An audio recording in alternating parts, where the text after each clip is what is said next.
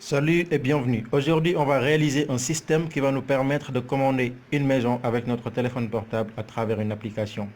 Alors, si nous prenons par exemple l'application que voici, donc là, nous voyons éclairage chambre. Quand j'appuierai dessus, je dois pouvoir commander les lampes de la chambre. Quand j'appuie sur éclairage cour, je dois pouvoir commander les lampes de la cour. Et quand j'appuie sur climatiseur, je dois pouvoir actionner la clim. Quand j'appuierai sur ici volet roulant, je dois pouvoir commander les volets roulants. Alors là, j'ai l'application, il me reste tout simplement à réaliser un système électronique qui va me permettre, assis sur mon canapé, de pouvoir commander tous ces récepteurs-là de la maison à travers cette application.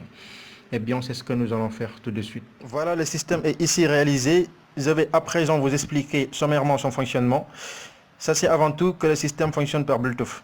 Donc, quand je vais appuyer sur une touche de l'application, il y a des informations qui sont transmises par Bluetooth au récepteur. Au niveau des récepteurs, maintenant, il y a un capteur AC05, c'est un capteur Bluetooth qui va recevoir les informations transmises, puis les transmet à la carte Arduino. La carte Arduino, à son tour, va traiter ces informations-là à travers un programme, et selon l'information reçue, il y aura une sortie qui sera activée. Vous remarquerez également que pour cette vidéo, j'utilise tout simplement une seule sortie pour commander une seule lampe.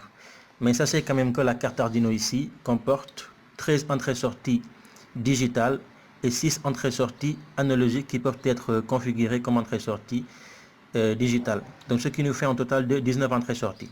Maintenant, si j'y enlève les deux voies série que j'utilise dans le programme, il va nous rester 15 entrées-sorties. Donc je peux avoir jusqu'à 15 appareils à commander, n'est-ce pas? Et remarquez également qu'à la place de cette lampe-là, je pourrais mettre un groupe de lampes, comme par exemple si on était dans un salon, n'est-ce pas, dans un salon où il y a plusieurs luminaires qui s'allument en même temps. Donc je peux les mettre ici, non, n'est-ce pas? Donc je peux commander une seule voie pour prendre plusieurs récepteurs. C'est tout simplement ce que je veux dire. Et également pour interagir avec le courant fort ici, parce que le système fonctionne sous 5 volts, la lampe fonctionne sous 230 volts. Pour interagir avec le courant fort maintenant, j'utilise un relais, un module relais, n'est-ce pas? Et ce module relais là, la sortie peut supporter jusqu'à 10 ampères. Donc je peux mettre un groupe de récepteurs ici. À la place de la lampe, je pouvais mettre un climatiseur, une télévision, en tout cas n'importe quel récepteur, n'est-ce pas? Et ici j'ai 15 sorties sur lesquelles je peux brancher des récepteurs, n'est-ce pas? Donc sachez que ici, ce système là est carrément apte à commander 15 appareils ou groupes d'appareils, n'est-ce pas? Mais pour cette vidéo là, je vais tout simplement me limiter à l'allumage, donc à la commande de cette lampe là. Maintenant, en ce qui concerne l'application, vous pouvez créer votre propre application en allant sur le site d'MIT App Inventor. Là-bas, vous pouvez créer l'application qui convient à votre système. Sinon, si vous n'avez pas assez de temps pour ça, vous pouvez aller sur Play Store, télécharger une application existante. Mais si vous faites cela, il va falloir que vous configurez l'application pour qu'elle soit adaptée à votre système, n'est-ce pas? Donc ici, j'ai configuré éclairage chambre, éclairage cour, climatiseur, volet roulant. Maintenant, pour faire les tests, j'ai branché la lampe à la sortie éclairage chambre. Donc quand je vais appuyer sur ce bouton-là, éclairage chambre, la lampe va s'allumer. Quand j'appuie encore, elle s'éteindra. Démonstration. Je vais appuyer et elle va s'allumer.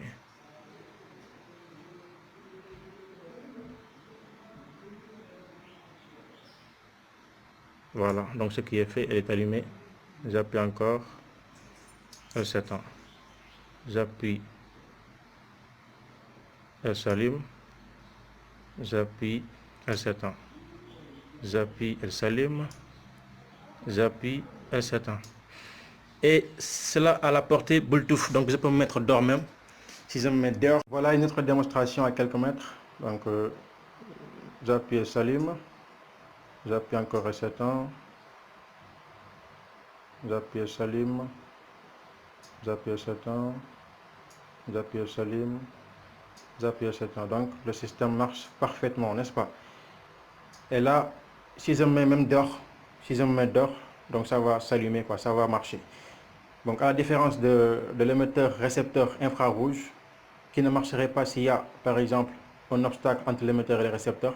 Là, avec ce module Bluetooth là, c'est pas, donc ça marche quoi. Donc même s'il y a un mur entre l'émetteur et le récepteur, donc ça n'empêchera pas au système de marcher. Donc c'est ça la différence, donc, et l'efficacité du système Bluetooth, contrairement donc